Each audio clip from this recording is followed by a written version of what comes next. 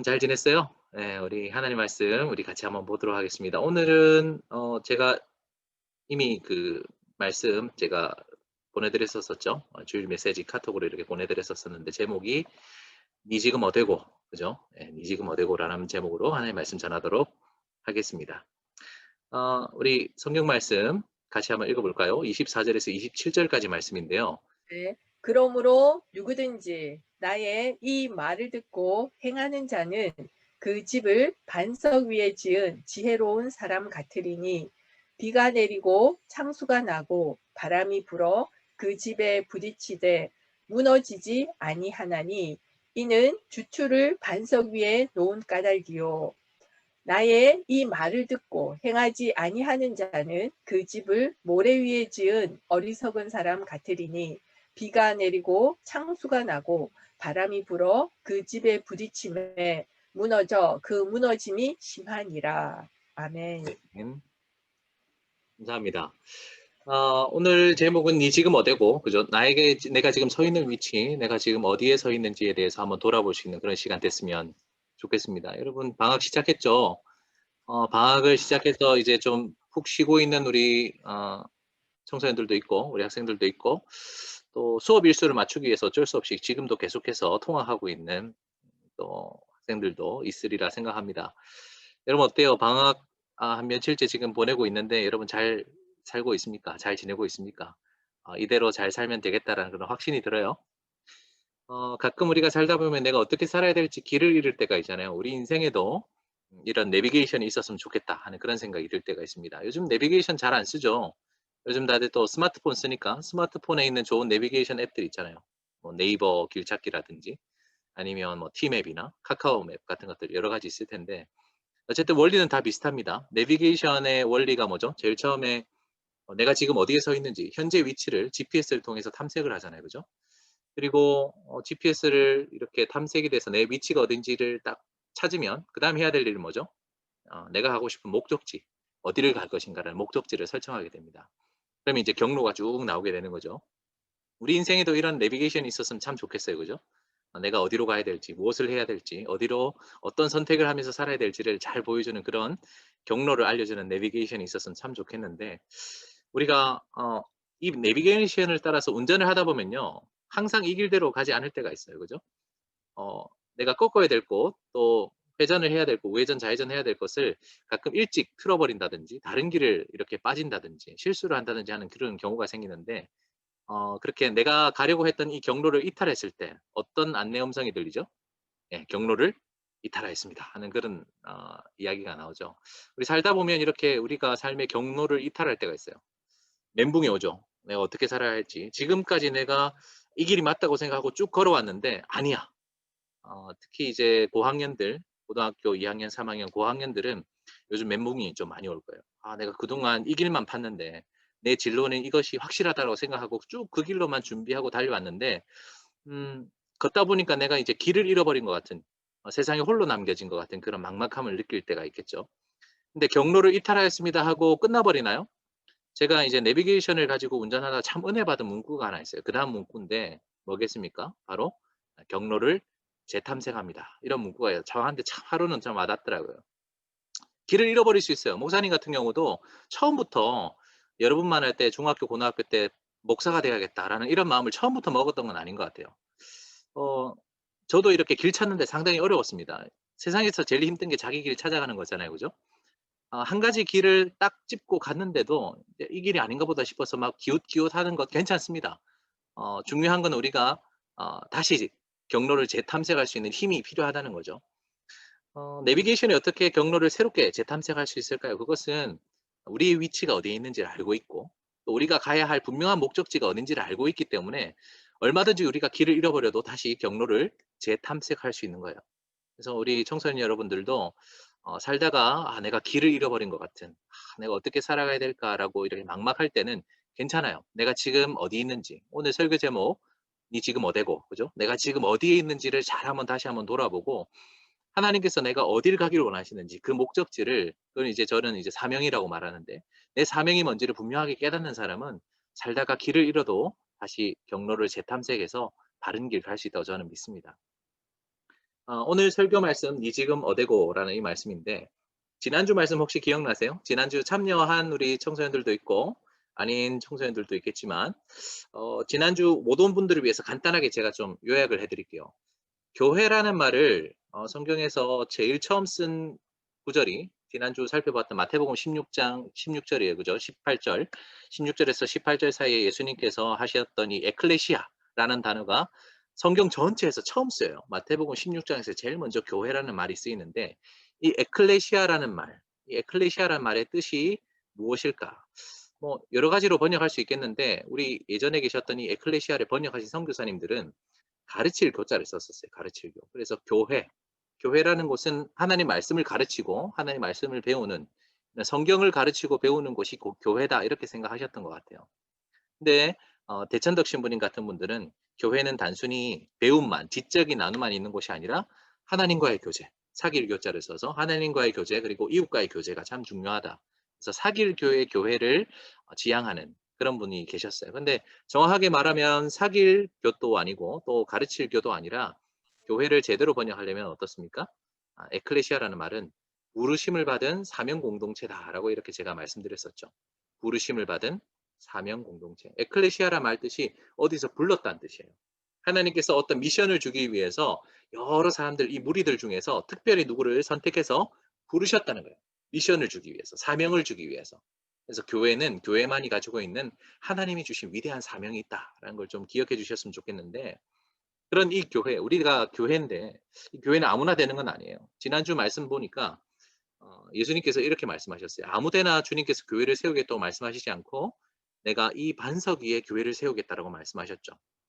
이 반석이 뭘까? 지난주에 우리 많이 살펴봤죠. 이 반석은 사실 이 18절 이전에 16절에 주는 그리스도시요 살아계신 하나님의 아들이시니이다라는 베드로의 아름다운 신앙 고백. 이 든든한 반석 같은 이 신앙 고백 위에 바른 신앙 고백 위에 주님께서 교회를 세우시겠다라고 말씀하셨어요. 2021년 올 한 해 우리 삼일교회 표이자 우리 청소년부의 표는 날마다 교회로입니다. 그죠? 우리가 날마다 교회로 살아가기 위해서는 반드시 제일 먼저 점검해야 될 게 내가 지금 어디에 서 있는지, 어떤 신앙 고백 위에 서 있는지를 잘 살펴봐야 되겠습니다. 신앙 고백이라 할 때 단순히 말을 가지고 신앙 고백이라 하지 않죠. 주는 그리스도시요 살아계신 하나님의 아들입니다라는 이 말을 잘하는 게 신앙 고백은 아니에요. 말 플러스 알파가 있습니다. 말로만은 부족하죠. 예, 지금 그림을 하나 가져왔는데 남자애가 여자애한테 사랑해 사랑해 하고 이렇게 사랑 표현을 말로 하고 있습니다. 일종의 신앙 고백이죠. 내가 너 정말 사랑한다, 좋아한다 이야기를 하는데 표정이 좀 어때 보여요? 만족스럽습니까? 나 사랑하는 거 맞냐고 이러면서 지금 와닿지 않는다는 거예요. 여러분 물론 말은 중요해요. 표현은 중요한데 신앙 고백이라는 것, 사랑 표현이라는 것 그게 말로만 다 해결되는 건 아니죠. 말 플러스 알파가 있습니다. 제가 참 좋아하는 책인데요. 게리 체프먼 목사님께서 쓰신 5가지 사랑의 언어라는 책이 있습니다. 여러분 혹시 보신 분들이 있는지 모르겠는데 강추, 강추, 강추. 5가지 사랑의 언어라는 책이 있어요. 여기 보면 사람이 서로 사랑할 때 주고받는 다양한 언어들이 있다는 거예요. 그냥 말로만 사랑해라고 때우지 말고 이 5가지 언어를 적절하게 섞어서 상대편이 원하는 사랑의 언어를 잘 채워줄 때 그 사랑이 서로 소통되는 사랑, 충분한 사랑, 건강한 사랑이 된다라고 말씀하고 있습니다. 제가 다 길게 설명할 수는 없고 간단하게 말씀드리면 이 5가지 사랑의 언어 중에 첫 번째가 인정하는 말이에요. 칭찬. 그죠? 내가 누구를 사랑한다라고 표현할 때 제일 손쉬운 방법이자 어떤 사람에게는 참 어려운 방법이 되겠죠? 그 사람을 칭찬해 줘야 돼요. 그죠? 그 사람의 외모를 칭찬하든 성격을 칭찬하든 그 사람이 가지고 있는 노력과 열심을 칭찬하든 내가 너를 좋아한다, 내가 너를 사랑한다라고 할 때 이 인정하는 말을 참 중요시 여기는 사람이 있습니다. 대표적으로 저 같은 사람이에요. 저는 여러분들이 저랑 친해지고 싶으면 목사님을 칭찬 많이 해 주세요. 그럼 저는 거의 뭐 하늘을 날아다닙니다. '아 이 친구가 진짜 날 좋아하는구나.'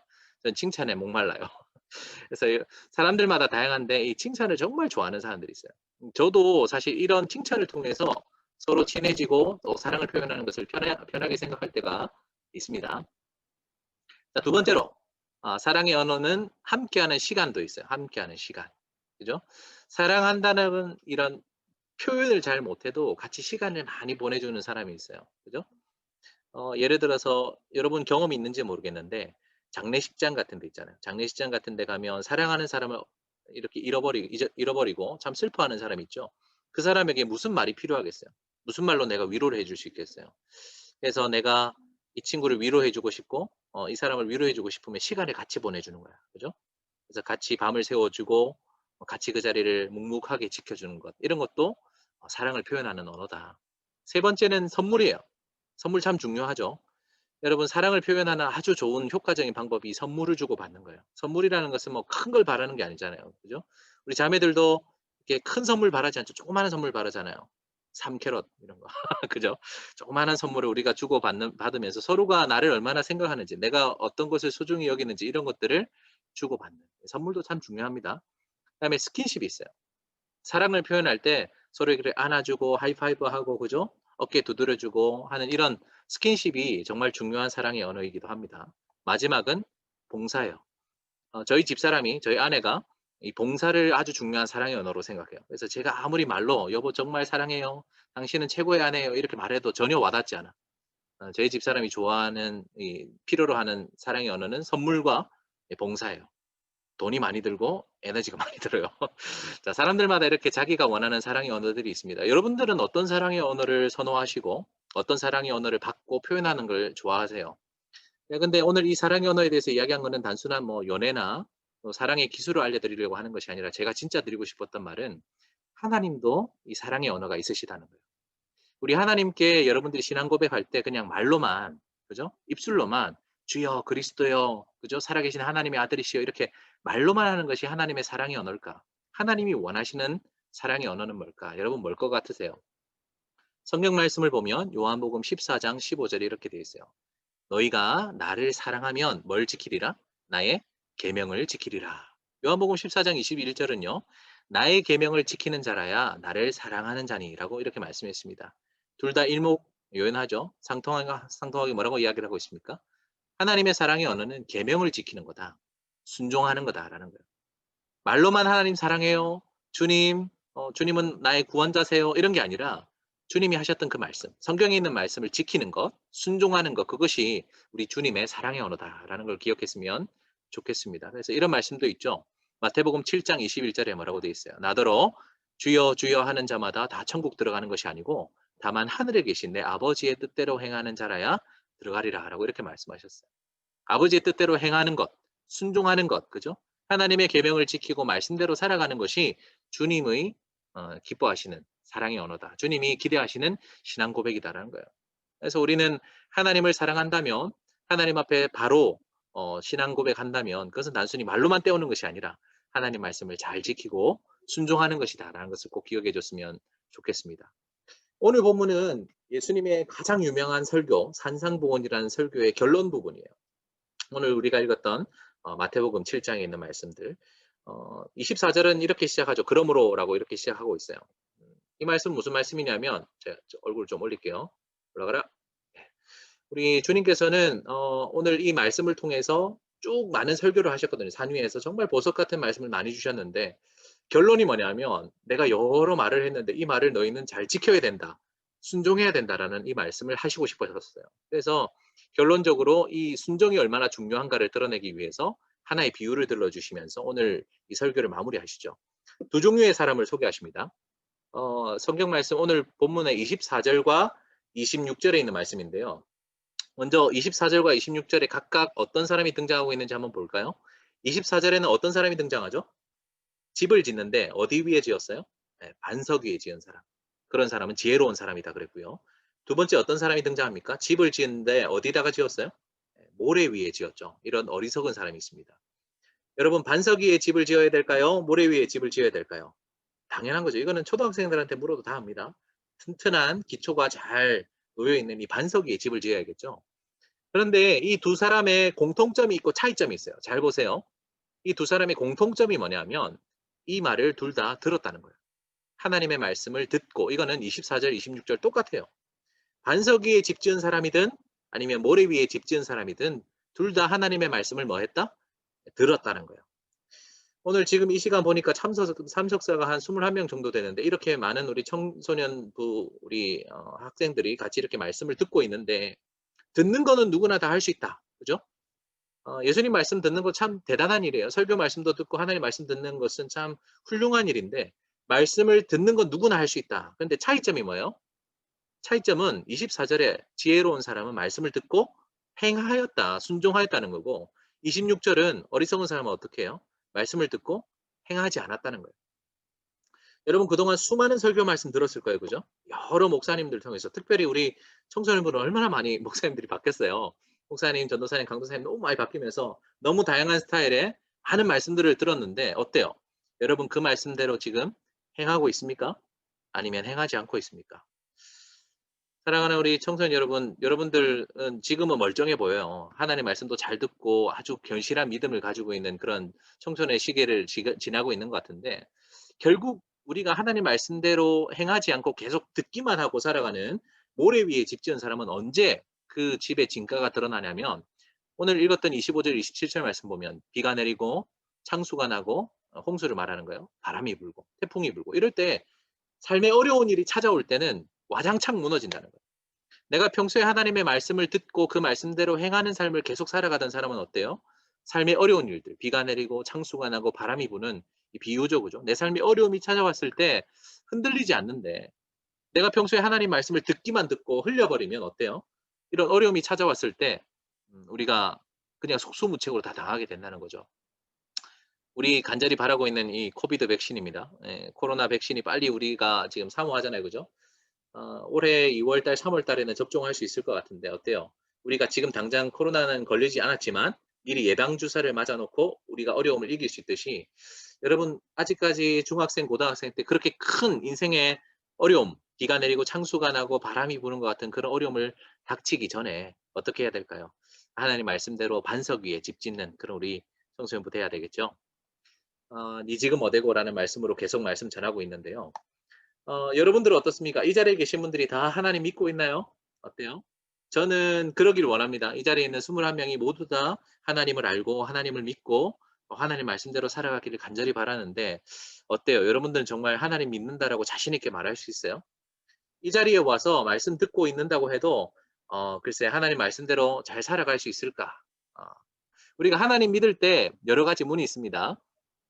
여러분은 세 가지 문 중에서 어떤 문을 가지고 하나님 앞에 다가왔는지 한번 봅시다. 첫 번째, 하나님을 믿게 되는 여러 가지 방법 중에 관계의 문을 열고 들어온 사람이 있어요. 이게 무슨 말이냐? 내가 태어나 보니 이 기독교 집안이야. 이 자리에 계신 분들 많이 있죠? 한번 손 한번 들어보세요. 나 태어났더니 우리 집이 기독교 집안이었다. 예, 선택의 여지가 없습니다. 그죠? 손 많이 드네. 그래요. 어, 모태신앙이라 그러죠. 내가 금수저, 은수저는 물고 태어나지 못했지만 태어나 보니까 십자가 물고 태어난 우리 청소년들 많이 있죠. 모태신앙 많이 들었겠지만 기도 못해, 전도 못해, 그죠? 하나님 말씀대로 못해.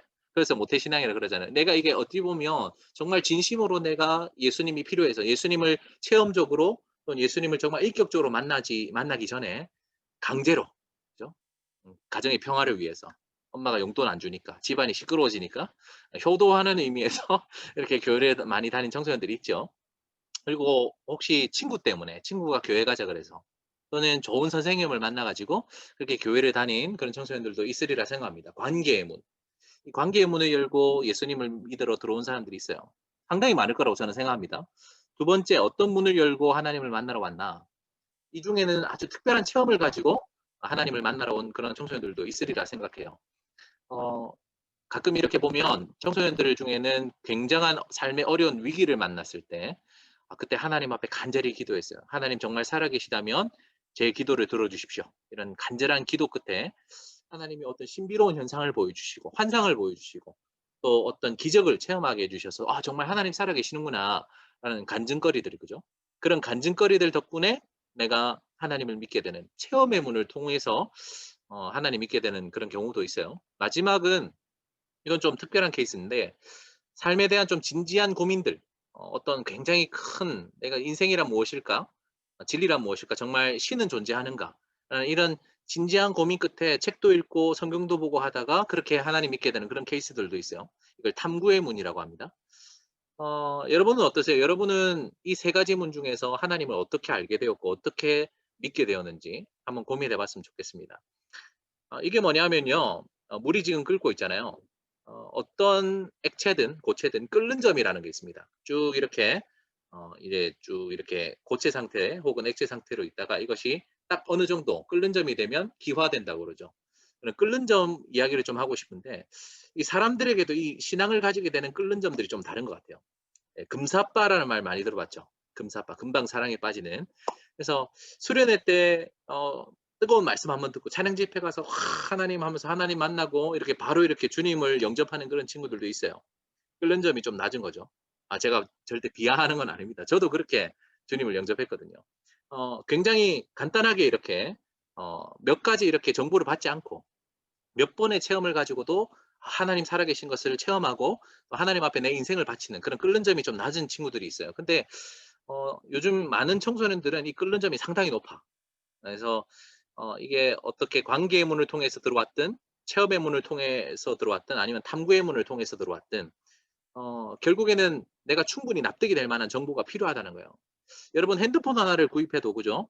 내가 아이폰을 살지, 갤럭시를 살지, LG를 살지, 그죠? 샤오미를 살지, 막 이렇게 인터넷도 찾아보고 고민도 많이 하고 그렇게 해서 우리가 한 제품을 선택하잖아요.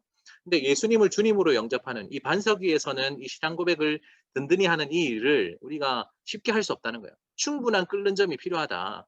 내가 충분히 좋은 가정에서 또는 좋은 친구들과 훌륭한 믿음의 선생님들을 통해서 정말 하나님 만난 사람들이 이렇게 좋은 분들이구나. 나도 저런 분들처럼 살고 싶다는 이런 마음이 있을 때 우리에게 믿음이 시작되는 거고 체험도 그래요. 체험도 여러분들 충분히 하나님이 살아계시다는 것은 그런 충분한 끓는 점이 필요하고 또 충분한 하나님의 말씀에 대한 연구와 독서도 필요하겠죠. 근데 우리를 보면 교회를 이렇게 삼기 싫어하는 소위 말하는 많은 장애물들이 있어요. 우리가 오랫동안 교회를 다녔다고 했죠. 여러분들 십수년 이상 교회를 지금 다녀왔잖아요. 그죠? 엄마 뱃속에서부터 많은 우리 청소년부 친구들이 이렇게 엄마 뱃속에서부터 모태신앙으로 살아왔는데 도저히 예수님을 주님으로 영접하기 어려운 그런 청소년들도 있으리라 생각합니다. 왜냐하면 우리가 믿음을 방해하는 많은 장애물들이 있거든요. 한 세 가지 정도 있어요. 첫 번째는 교회가 가지고 있는 약점들 이게죠. 많은 성도들이 반석 위에 집 짓지 않았어. 아까 말했죠. 반석 위에 지은 집이랑 모래 위에 세운 집이 서로 다르다 했어요. 반석 위에 지은 사람은 어떻다 그랬어요? 하나님 말씀을 듣고 그 말씀대로 행하는 사람이라 했잖아요. 근데 교회에 보면 모래 위에 세운 집 같은 사람들이 굉장히 많아요. 분명히 하나님 말씀을 들었는데 말씀대로 안 사는 거야. 심지어 직분을 가지고 계신 분이 있죠. 목사님이란 분이 이상한 짓을 하는 거지. 이 집사님이란 분이, 권사님이란 분이, 장로님이란 분이 도저히 이 신앙인이라고 할 수 없는 그런 행동들, 위선이나 교만이나 죄 이런 거를 어렸을 때 보면 그게 큰 상처가 돼요. 와, 내가 이런 교회는 내가 안 나갈 거야. 이런 예수님 안 만날 거야. 이런 하나님 내가 믿고 싶지 않아라는 그런 큰 충격을 받을 때가 있어요. 요즘 들어서 참 뉴스에 보면은 기독교에 관련된 좋은 소식보다는 안타까운 소식이 참 많이 들리죠. 특별히 이 코로나 시국에 방역에 대한 부분에 있어서 너무 주관적으로 일을 독단적으로 처리하는 그런 모습들이라든지 교회의 세습 문제나 또는 많은 교회 지도자들의 어떤 성적인 타락이나 또는 최근에 있었던 굉장히 충격적인 뉴스인데 정의나 미안의 사건 아시죠? 그렇게 기독교인의 집안에 있는 사람들이 이렇게 너무 안타깝게 입양한 아이를 학대하고 이런 모습을 보면 참 우리 마음 가운데 헷갈리는 거예요. 분명히 진리라고 그랬는데 분명히 하나님이 좋으신 분이라 그랬는데 모래 위에 세운 그런 집들을 바라보면서 우리 마음이 깨지는 거예요. 저도 목사의 한 사람으로서 제가 모든 목사님들을 대표하고 기독교를 대표해서 제가 사과드릴 수 있는 입장이라고 생각하지는 않습니다만 우리 청소년 여러분 지금까지 이렇게 모래 위에 세운 집들로 인해서 큰 상처를 받으신 분들 제가 그럴 자격 안 되지만 제가 대신해서 정말 사과하고 싶습니다. 미안하게 생각합니다. 아직도 이 교회 안에는 우리 삼위교회 안에도 이런 모난 부분들이 많고요. 아쉬운 모습들이 많고 죄들과 위선과 교만들이 참 많이 있는 것 같아요. 근데 이거 하나는 좀 기억해 줬으면 좋겠어요. 어 목욕물이 더럽다고 해서 목욕물 버릴 때 아기까지 버려서는 안 되잖아요. 사실 이 아기가 얼마나 소중합니까? 그 아기를 살려야 되지 않겠어요? 이 목욕물이 아무리 더러워도 목욕물 버리려다가 아기까지 버려서는 되겠습니까? 저는 믿어요. 저는 아직까지 이 땅에 정말 하나님 말씀대로 반석 위에 세운 좋은 집들이 많이 있다고 저는 믿고요. 제가 그런 사람 중에 한 사람이 되었으면 좋겠고 여러분들에게 좋은 본이 되어 줬으면 좋겠고 저도 살면서 크고 작은 죄들과 위선과 교만이 많겠지만 그때마다 하나님 앞에 회개하고 다시 돌아가고 주님을 바라보면서 방향을 주님에게 두는 그런 모습 제가 먼저 본을 보일게요. 제가 완전 흠결이 없는 그런 사람은 결코 아니지만 저도 여러분들 때 얼마나 많은 고민과 방황과 죄를 지었겠습니까? 제가 본을 보이도록 애를 써 볼게요. 여러분들 저를 좀 지켜봐 주시고 또 우리 주위에 아직까지도 모래 위에 짓지 않도록 반석 위에 하나님의 말씀대로 반석 위에 행하는 그런 삶을 살려고 몸부림치는 좋은 신자들이 많이 있다는 거 꼭 기억해 주시고 무엇보다 우리 진리이신 예수님, 우리 하나님이 얼마나 소중한 분입니까? 그분을 우리가 바라보면서 이 목욕물 버리려다가 아기를 버리지 않는 그런 우리 청소년 여러분들 정말 됐으면 좋겠어요. 두 번째, 우리가 왜 하나님을 제대로 못 믿느냐? 왜 우리가 이 반석 위에 든든히 못 서느냐? 지적인 문제가 해결 안 돼서 그래요. 교회 가면 우리가 궁금한 게 많잖아요. 뭐 물어보고 싶은 게 많고, 또 이제 성경적으로나 신학적으로나 궁금한 게 많이 있을 텐데 그런 걸 어른들에게, 교사들에게, 목사님들에게 물어보면 주로 뭐라고 이야기해요? 일단 믿으래. 아멘? 이러면서 그죠? 일단 믿으라 그러고 이게 이 지적인 부분이 해결이 안 되면 내 궁금증이 충분히 해결이 안 되면 어때요? 끓는 점이 안 찬다는 거예요. 내가 이제 겨우 이제 물이라고 치면 70도, 80도까지는 왔는데 이 10%가 부족해서 물이 끓지를 않는 거예요. 주님을 영접할 수 없는 거예요. 사람마다 다르리라 생각합니다. 여러분들에게 가슴속에 해결되지 않는 정말 이건 내가 납득이 되지 않는 지적으로 이해가 되지 않는 그런 문제들이 있을 거예요. 저는 있을 거라고 생각하고 제가 여러분들 담당하는 동안 최선을 다해서 여러분 정직한 질문해 주시면 저도 정직하게 답변해 드리도록 할게요. 그래서 제가 그동안 배워왔고 익혀왔고 정리했던 그 하나님 말씀 솔직한 질문 전 좋아합니다. 솔직한 질문에는 항상 솔직한 답변이 따르거든요. 우리 말씀 마치고 나면 항상 구글 설문지 하잖아요. 거기 누가 보는 거 아니니까 저만 보니까 그죠? 저랑 우리 담당 선생님 정도는 봐도 괜찮겠죠? 그래서 솔직한 질문들, 말씀을 듣고 정말 이해되지 않고 해결되지 않고 오랫동안 궁금했던 것들 그런 거 물어봐 주시면 솔직하게 답변할게요. 저는 믿어요. 우리 하나님께서 모든 것을 이성적으로 지성적으로 다 해결할 수는 없겠지만 여러분들에게 충분한 해답이 필요하다고 생각해요. 여러분들이 가지고 있는 그런 궁금증들이 하나님을 만나는데 장애물이 될 수 있고 마지막은 뭐예요? 마지막은 너무 힘들어서 특히 학창 시절 보내고 있는 여러분들 너무 힘들고 바쁘잖아요. 너무 힘들고 어렵고 바쁘다 보면 마음속에 여유가 안 생기는 거야. 그죠? 그래서 지금 열심히 공부를 하고 있는데 지금 열심히 죽지 않고 살아서 내 생존을 위해서 버티고는 있는데 어때요? 마음의 여유가 없죠. 나중에 좀 괜찮아지면 대학 합격하고 나면 그죠? 내가 나중에 자리 잡아지고 좀 편안해지면 우리 가정의 문제가 좀 사라지고 나면 그때 예수님 믿겠다라는 사람들 많죠. 근데 꼭 기억하세요. 인생은요. 내일 일은 아무도 모르는 거예요. 지금 여러분들이 중요하다고 생각하는 문제를 자꾸 방치해 두면 나중에 가면 해결될 것 같지만 그렇지 않습니다. 내일 일은 아무도 모르는 거예요. 그리고 힘들고 어려울 때일수록 열심히만 사는 게 중요한 것이 아니라 속력보다 중요한 게 뭐예요? 방향이잖아요. 내가 열심을 막 낸다고 해서 방향도 엉뚱하게 그 길로 쭉 달려가 나가면 어떻게 되겠습니까? 나중에 돌아오기 위해 기회비용이 엄청 많이 발생하는 거예요. 여러분 한 번밖에 살지 않은 인생, 다시는 돌아오지 않을 이 청소년기를 하나님 앞에 정말 이 어려움이 있을 때 외면하지 마시고 삶의 근원적인 문제, 정말 하나님 살아계신지, 그 하나님이 나를 어떻게 살기를 원하시는지, 나에게 어떤 귀한 사명을 예비하셨는지를 기대하는 마음으로 우리 하나님 앞에 나왔으면 정말 좋겠습니다. 오늘 말씀 이 지금 어디고라는 말씀으로 전했습니다. 우리 말씀을 생각하면서 이 시간 잠깐 아까 불렀던 그 찬양 다시 한번 부르고요. 우리 기도하면서 이 시간 마무리했으면 주시옵소서. 예수님 이름으로 기도하옵나이다. 아멘. 우리 하나님께 영광 박수 올려드리겠습니다. 네, 오늘 중요한 광고 몇 개 있어서 광고 말씀 좀 드리고 오늘 좀 마치도록 할게요. 나가면 안 돼요. 자, 우리 지난주도 했었죠. 말씀 듣고 나서 제가 이제 카톡방에다가 구글 설문지를 올릴까요? 그 구글 설문지에 답을 하신 전원에게 기프티콘 선물을 당분간 쭉 드리도록 하겠습니다. 지난주에 받은 사람 손? 받은 사람 있어요? 지난주에 우리 이진민 선생님 통해서 기프티콘 전달했는데 앞으로도 계속 나갈 거니까 열심히 잘 쓸 필요 없어요. 간단하게 오늘 들었던 말씀에 대한 소감을 또 궁금한 점들을 써주시면 우리 청소년들에게 기프티콘 다 선물해 드리도록 하겠습니다. 특별히 잘 써주신 우리 친구에게는 좋은 선물 줄 테니까 정성껏 써주시면 정말 고마울 것 같아요. 여기 이렇게 생겼어요. 여러분 제가 링크를 보내주면 이런 내용을 볼 수 있거든요. 스마트폰이든 아니면 노트북을 통해서 여기 보면 그렇게 내용이 어렵지 않아요. 여러분 핀치 좀 해서 보시면은 오늘 했었던 이 말씀들 간단하게 이렇게 쓸 수 있도록 되어 있으니까 여러분 많이 참여해 주시고요. 제출 버튼 나중에 꼭 눌러주시는 거 잊지 말고요. 그리고 내일부터 이제 제 유튜브 계정에 큐티를 시작하려고 합니다. 여러분은 이제 방학 됐으니까 하나님 말씀 읽기 너무 좋은 시간이잖아요. 5분짜리 영상 나가는데 유튜브에 강진실 TV 검색하시면 돼요. 구독과 좋아요 그리고 이제 알림 설정해 주시면 아침에 여러분 한 8시쯤 일어나죠?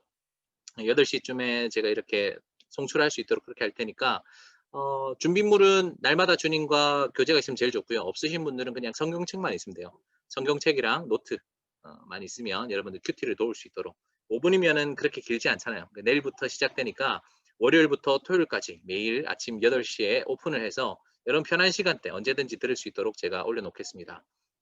여러분들 내일부터 모닝 큐티에 많이 참여해 주시고요. 큐티도 여러분 큐티 영상 밑에 댓글로 목사님 저 오늘 큐티 했어요라고 짤막하게 이렇게 남겨주는 우리 친구들 모아서 분기별로 제일 열심히 큐티 참석한 우리 청소년들에게 시상하도록 하겠습니다.